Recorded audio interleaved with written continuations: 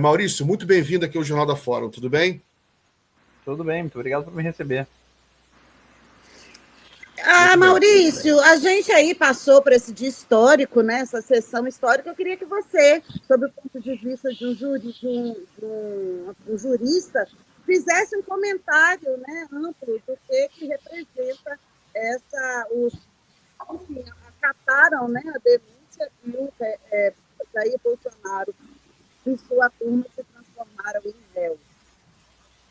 Olha, talvez a primeira coisa que cumpra esclarecer é que essa ainda é uma etapa preambular, agora se dá início verdadeiramente ao processo, né? É o início da instrução. No dia de ontem, os ministros se dedicaram a afastar as chamadas questões preliminares, que invocavam nulidades do processo.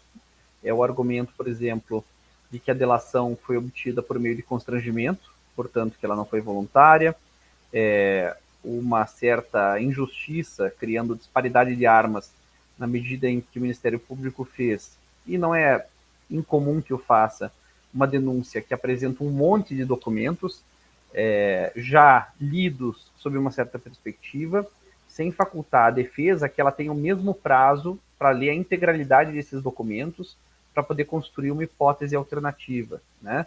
E a ausência de um juiz de garantias, né? De um juiz que pudesse fazer uma espécie de saneamento da licitude dos elementos que produziram a denúncia. Entre outros argumentos que são menores, eu acho.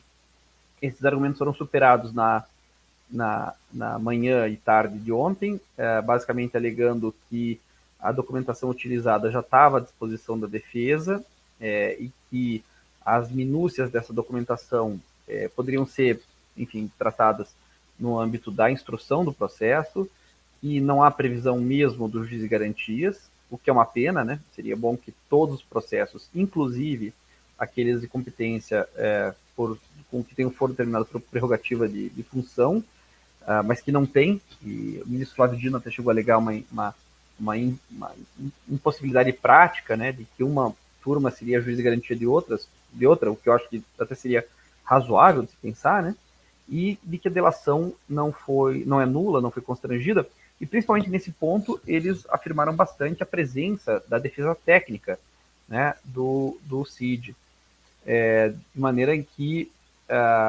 o fato de ele estar sendo acompanhado por advogado, né, que conhece os direitos do seu cliente, que está ali para evitar qualquer tipo de constrangimento, e ele tendo participado de forma ativa na construção dessa delação, que é uma delação em várias camadas, né, é uma delação com sucessivas idas e vindas, sístoles e diástoles na sua composição, o que o ministro Fux até apontou que causava um certo estranhamento, né, o fato de que o delator omite, depois faz um complemento, e depois faz o complemento do complemento, né, aparentemente indicando já que na perspectiva dele seria o caso também de denunciar o Mauro Cid, porque não é dado ao delator ocultar informações ou falsear a verdade, na medida em que o delator abre mão do direito à ampla defesa, abre mão do direito contra a autoincriminação, né, para incriminar terceiros, no sentido de confessar crime, acusando pessoas em troca de vantagens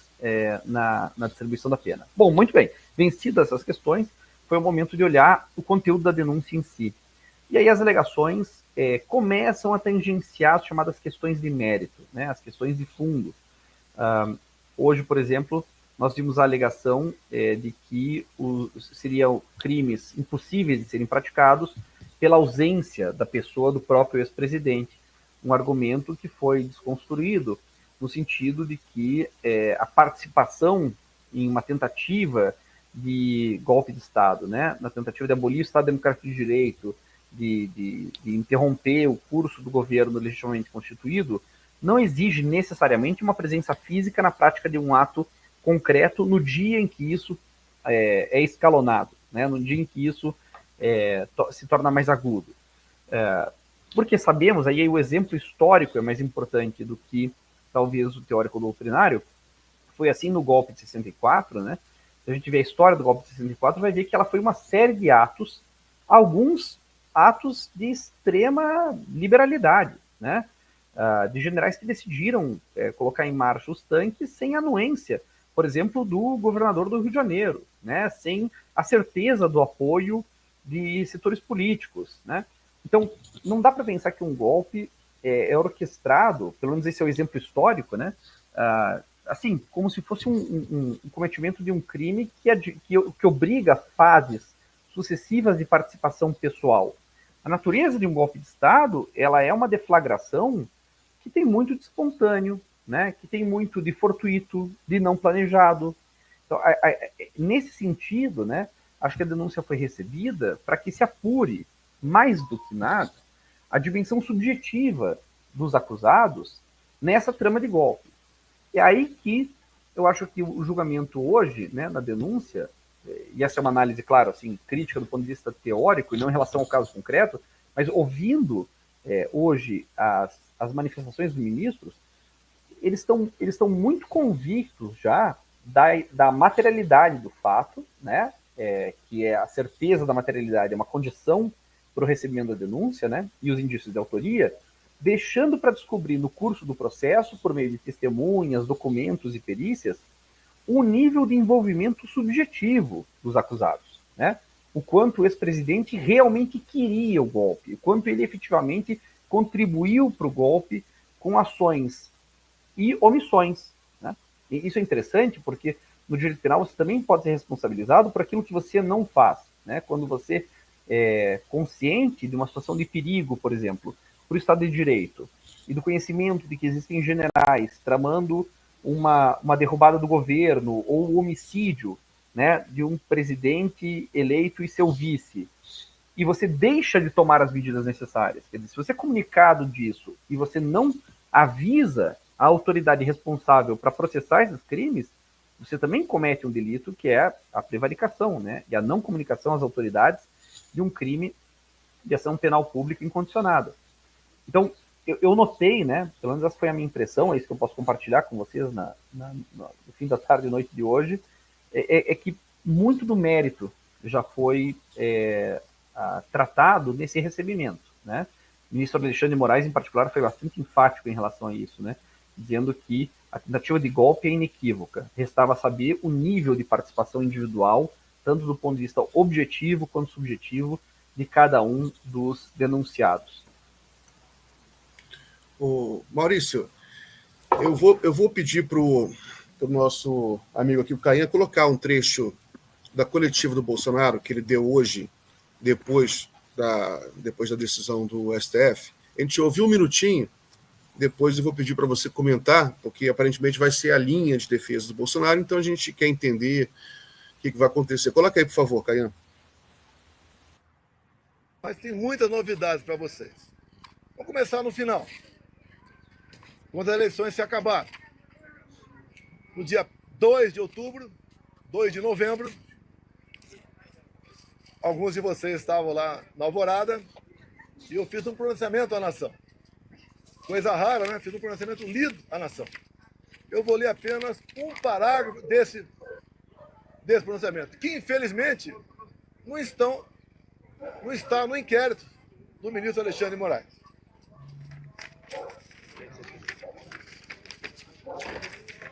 Lá, o terceiro parágrafo, bem curtinho.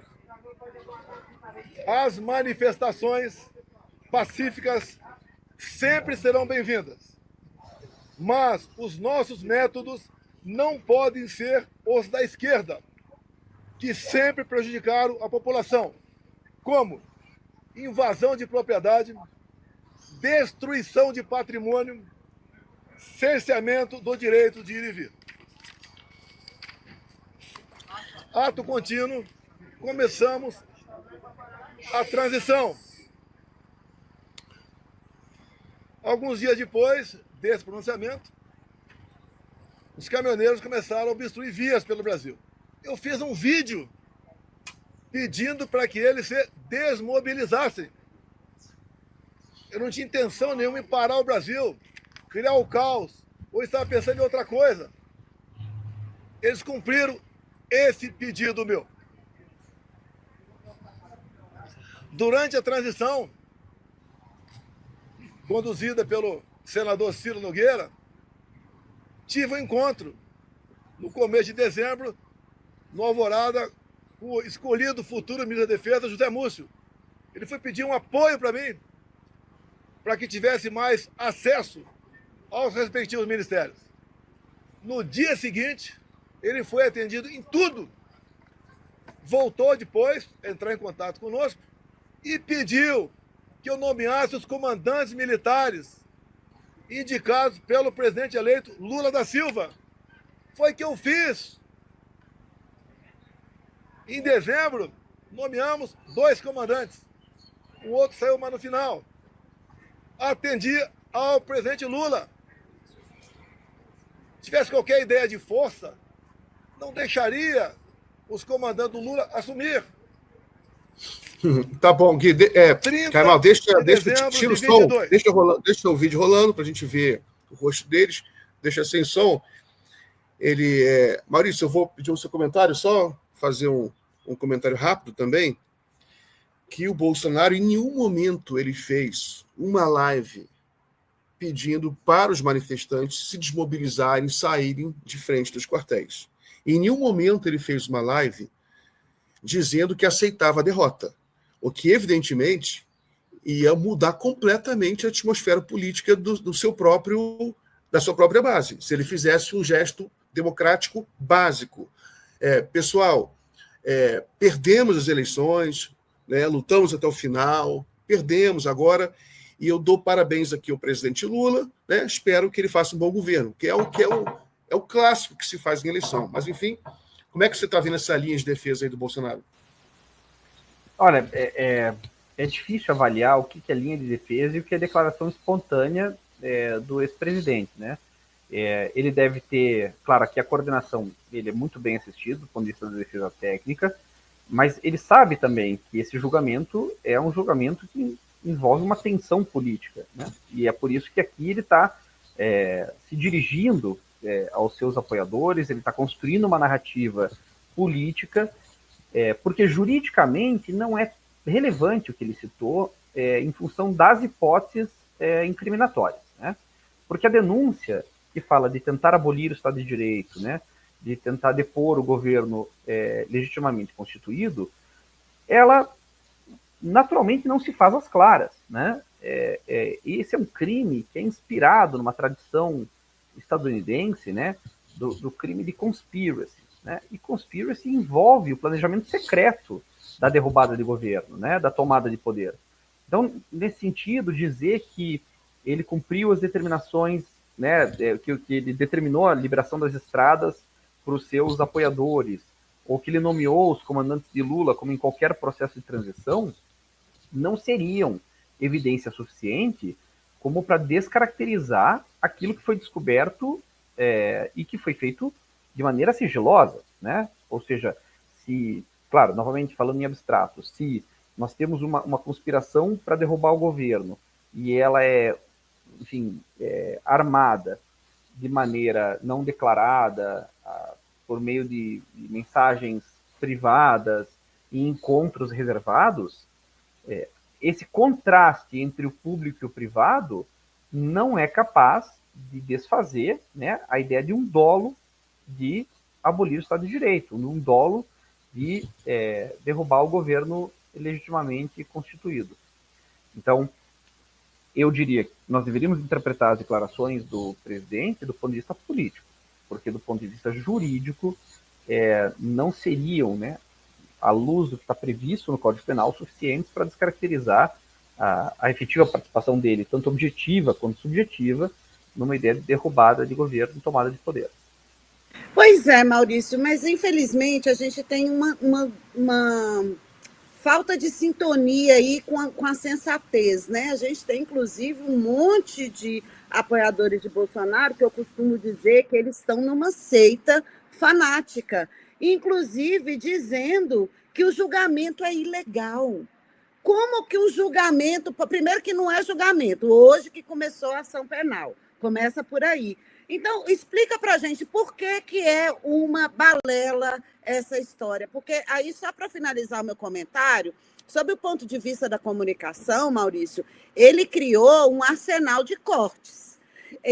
Inclusive, a quantidade de mentira porque não é nenhuma novidade, inclusive eu trouxe uma delas aqui, mais tarde eu vou trazer para a nossa audiência, que diz respeito às relações sino-brasileiras. Ele é um mentiroso contumaz, um mitômano. Mas explica para a gente didaticamente, principalmente para essas pessoas que, quem sabe, a gente não tem oportunidade de tirá-las dessa seita, né, de fanáticos. Por que que o julgamento não é ilegal? Olha, pelo menos do ponto de vista da competência, né, isso parece resolvido por regras já definidas há algum tempo, têm sido sedimentadas, de que certas funções definem uma competência especializada, porque não faria sentido processar altos cargos da República em instâncias iniciais, né? Foi assim, por exemplo, o caso do ex-presidente Lula, que em vez de ser julgado pelo Supremo Tribunal Federal, foi julgado por um juiz que, numa vara, né, enfim, criminal federal, decidia o destino, em parte, do futuro da República de maneira monocrática, né? Claro que sob a supervisão, né, com controle dos tribunais, mas que, em boa medida, foram a ele tudo condescendentes. Eu acho que até vantajoso, né, ser julgado pelo Supremo, embora a discussão sobre a possibilidade de grau recursal próprio da turma para o pleno seja discutível. Eu acho que é um julgamento melhor do que o ex-presidente Lula, atual presidente Lula, né, teve direito à época, né? Então, isso já afastaria um pouco essa ideia de perseguição pessoal, né? Essas regras, inclusive, de como o Supremo Tribunal Federal processaria, né, essas pessoas ocupando essas funções, ela ajuda, né, a tornar o debate, a argumentação da defesa e da acusação muito menos...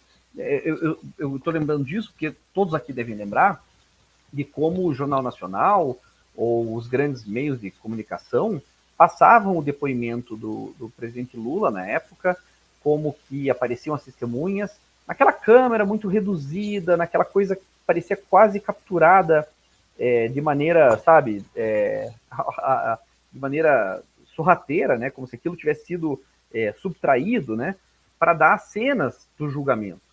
O que a gente teve ontem e hoje não, né? Foi um debate amplo, público, televisionado, em que os magistrados, depois da acusação feita pelo Ministério Público, enfrentaram um a um todos os argumentos apresentados pelas defesas, com maior ou menor quilate. Essa transparência do processo, né, o fato de que ele é feito em Brasília, televisionado, com uma ampla receptividade. É importante perceber que, ao contrário do que aconteceu lá atrás, contra o presidente Lula, os advogados não foram hostilizados, né? Os advogados foram tratados com enorme cortesia, foram ouvidos com boa disposição. Então, eu acho que a ideia de que esse julgamento é mais cruel, mais pessoalizado, mais interessado, menos imparcial, se a gente tiver por parâmetro o que aconteceu durante a Lava Jato, eu diria que é quase um privilégio, né? É uma oportunidade muito maior de defesa. Claro que a acusação é muito mais grave também, né? Se a gente pensar como que as acusações de corrupção foram formuladas contra o presidente Lula, com a acusação de atentar contra a própria estrutura da República e a democracia como centro, né, nevrálgico dessa estrutura, como aquilo que coordena, por princípio, né, o Estado brasileiro, as evidências aqui são muito fortes, né? Não são provas ainda, porque prova é uma questão relacional, né? Ela tem que passar por contraditório, assegurada ampla defesa. E isso também foi muito enfatizado, né? Inclusive, a possibilidade de algumas divergências entre os ministros. Veja que um julgamento colegiado, ele é uma garantia muito maior do que um julgamento monocrático, ainda que sujeito à revisão, né? Você já tem, na primeira turma, mais magistrados do que teve o presidente Lula em relação à Vara Federal Criminal e ao Tribunal Regional Federal da Quarta Região. Então, eu acho que essa ideia, né, de que esse é um tribunal de exceção meramente político, embora evidentemente seja um caso político, a democracia é do âmbito das relações políticas, não faz muito sentido, né? Uma alegação de perseguição, uma alegação de pessoalização, de uma natureza inquisitória. Eu acho que essa alegação não encontra respaldo na realidade. Maurício, uma pergunta um pouco mais técnica sobre o que você acha que vai acontecer agora, né? Quais são os procedimentos, qual é o protocolo agora do que vai acontecer, né? Agora a primeira turma recebeu, aliás, admitiu ela recebeu a denúncia. A denúncia, né? E agora o que vai acontecer? É super interessante, Emil. Do ponto de vista técnico, é um caso que vale acompanhar de perto, especialmente entre os processualistas penais, porque é um caso que combina o Código de Processo Penal com o regimento interno do STF, né? E eles não são no todo convergentes, né? Eu fiquei um pouco decepcionado com alguns comentários dos ministros hoje naquilo que se refere ao conhecimento de direito penal, porque algumas categorias foram explicitadas, do meu ponto de vista, de maneira não exatamente correta à luz da melhor técnica. Ainda assim, eu vi bastante cuidado na descrição do fato e a sua imperativo da subsunção à norma. E é isso que vai acontecer agora, né? O processo iniciado, embora, né, diga o regimento interno, tem que se definir data para interrogatório, o que vai acontecer é que todas as testemunhas arroladas pela defesa vão ser ouvidas, não vão ser todas ouvidas pelo STF ou em Brasília. O STF pode delegar aos tribunais locais o cumprimento dessas oitivas, certo? A defesa vai ter condição de produzir todas as suas provas, vai ter condição de fazer um exame profundo, né, nos documentos que foram apresentados, investigados, recolhidos pela polícia e validados pelo Ministério Público. Uma vez que for feito isso, eventualmente alguma cariação, a contestação à delação do Mauro Cid, né? A defesa também vai ter condições de opor a verdade do Mauro Cid à sua própria, e uma vez feito isso, vai ser feito um relatório, né? Uma vez terminada a instrução, é feito um relatório, a defesa apresenta em seguida as suas razões, esse relatório é entregue ao revisor, o revisor, que é o segundo mais antigo depois do relator, e com a revisão, né, que pode procurar uma adequação, talvez um crime muda, outro crime pode ser modulado, pode ser afastado, isso vai para o julgamento, né? E esse julgamento é um julgamento que envolve uma grande oralidade, porque testemunhas podem ser ouvidas no dia do julgamento em Brasília, né? Você vai ter um julgamento absolutamente público e transparente, em que os depoimentos vão ser contraditados, né, em que as defesas vão ter bastante tempo, né, para poder apresentar um a um seus argumentos, tanto por escrito quanto oralmente, e uma vez feitos os debates, isso vai ser, os ministros se recolhem, né, e deliberam, e aí proclamam o resultado do processo. É um teste do regimento interno do STF, né? É a primeira vez que esse regimento vai ser colocado em movimento diante de personagens que foram tão importantes para a nossa história recente. Então, o que o público deve esperar? Agora vai ter um certo intervalo, né, em que as provas elencadas pela defesa vão ser produzidas nos diferentes cantos do país, testemunhas devidamente intimadas, que comparecem, que prestam compromisso de dizer a verdade, documentos que podem ser encontrados, perícias que podem ser feitas, outras formas de contestar a hipótese acusatória. Uma vez produzido todo esse material, ele é sintetizado pelo relator, passa para o revisor. Quando o revisor estiver satisfeito, ele vai chamar a sessão de julgamento. Na sessão de julgamento podem participar testemunhas, podem ser apresentadas provas produzidas durante a instrução, e isso deve acontecer, né, pelo que foi anunciado hoje, entre agosto e setembro, até você ter uma decisão final a ser proclamada pelos ministros, uma vez recolhidos, né, para deliberar em relação à qualidade das evidências apresentadas. É a chance da defesa, né, produzir o seu caso e tentar afastar dos 8 imputados a acusação desses crimes tão graves. E, Maurício, você acha que esse pronunciamento que ele fez hoje, né, esse rosário de mentiras, isso pode prejudicar a defesa ou não tem nada a ver? Os juízes, os ministros não vão dar bola? Não, mesmo que possa, não deve, tá? Porque vamos concordar no seguinte: se é preciso defender a democracia, o que esse processo precisa mostrar é que a democracia consegue se defender sem ela própria ter que apelar para o autoritarismo, senão ela estaria em contradição, né? Acho que essa é uma grande chance para o Brasil defender uma forte institucionalidade. É possível defender a democracia respeitando as regras do processo penal democrático, respeitando a melhor técnica, garantindo, mesmo a pessoas que talvez, né, tenham se oposto à própria ideia de democracia, estendendo a eles também os direitos que cabem a qualquer cidadão. Então, do ponto de vista da defesa, né, assim, inclusive naquilo que são os princípios fundamentais válidos para todos, mesmo por aqueles que não se filiam ao Estado de Direito, as declarações de um réu não devem ser tomadas para incriminá-lo, né? Então, pronunciamentos políticos que não impliquem ameaça aos ministros, que não impliquem constrangimento de testemunhas, que não impliquem adulteração de provas, não devem ter maior relevância, exceto para a própria defesa. Então, esse direito de ampla defesa geralmente é dividido em duas partes, né? O direito à defesa técnica, que é a defesa de um advogado, de alguém que transita pela legalidade, que conhece as regras do processo, e uma defesa pessoal. Na defesa pessoal, o sujeito pode apelar para ideais superiores, para uma certa moralidade particular, para necessidades circunstanciais, né, para ausência de vontades firmes, e tudo isso é válido, né? Tudo isso faz parte do direito à ampla defesa. Então, eu diria, apesar de, como você diz, né, aquilo soa, né, talvez cínico, talvez falseando a verdade, a ideia é que os juízes, né, que os magistrados, aqui na figura dos ministros, não se deixem, não deixem criar antagonismo por antipatia, né?